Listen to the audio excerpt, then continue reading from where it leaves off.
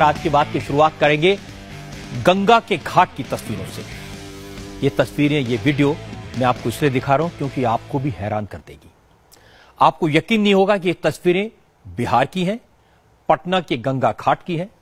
आमतौर पर बिहार को लोग पिछड़ा समझते हैं, वहां से कोई अच्छी खबर आना मुश्किल होता है। आपको याद होगा जब बाढ़ आई थी तो पटना शहर में पानी भर गया था, कितनी आलोचना हुई थी, हमने भी बहुत सारे सवाल उठाए थे। लेकिन मुझे लगता है जब कोई अच्छा काम हो तो उसको भी दिखाया जाना चाहिए, उसकी तारीफ भी करनी चाहिए। मैंने भी जब ये तस्वीरें देखी यकीन नहीं हुआ कि पटना में गंगा का घाट इतना खूबसूरत दिख सकता है, इतना साफ हो सकता है। आप जो तस्वीरें अपनी टीवी स्क्रीन पर देख रहे हैं वो पटना में गंगा के घाट की हैं। इन घाटों पर कुछ महीने पहले गंदगी का अंबार था, गाय भैंसें घूमती दिखाई देती थी, कूड़ा कचरा फैला रहता था। लेकिन अब तस्वीर बदल गई है। नमामि गंगे प्रोजेक्ट के तहत गंगा की साफ सफाई के साथ साथ गंगा के घाटों को सुंदर बनाने का काम हो रहा है। अच्छी बात है कि इस रिवर फ्रंट डेवलपमेंट प्रोजेक्ट के जरिए पटना के अधिकतर गंगा घाट एक दूसरे के साथ जुड़ गए हैं। पटना में गंगा नदी के किनारे 20 घाट हैं। हमारे संवाददाता नीतीश चंद्र ने बताया कि इनमें से 16 घाट एक दूसरे से कनेक्ट हो चुके हैं। पटना के कलेक्ट्रेट घाट से लेकर नौजर घाट के ब्यूटिफिकेशन का काम, घाटों की साफ सफाई का काम पूरा हो चुका है। यह पूरा स्ट्रेच करीब 6 किलोमीटर का है और इस पूरे रास्ते में कहीं भी गंदगी का नामो निशान नजर नहीं आता।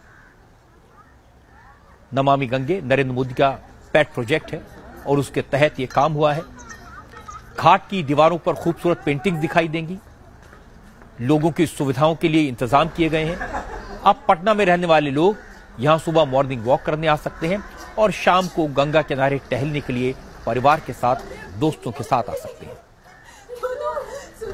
पटना के लोग तो बदलाव को रोज महसूस करते हैं।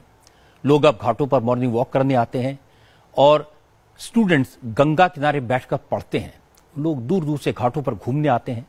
जो लोग दूसरे शहरों से पटना आते हैं उन्हें यकीन नहीं होता ये वही शहर है, ये वही जगह है जो उन्होंने पहले देखी थी।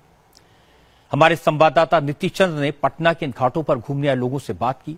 लोगों का कहना था पहले इन घाटों पर आने का मन नहीं करता था, ये इलाका खंडर भूत बंगले जैसा दिखता था। लेकिन अब इतनी सुंदरता, इतनी साफ सफाई है कि यहां से वापस जाने को मन नहीं करता। अब मैं आपको दिखाता हूं रात के वक्त ये घाट कैसे दिखते हैं। रात को पूरा इलाका रंग बिरंगी रोशनी में डूब जाता है। लाइटिंग का अच्छा इंतजाम किया है, इसलिए जब लोग घूमने आते हैं तो हर घाट की अपनी अलग पहचान, अलग सुंदरता नजर आती है।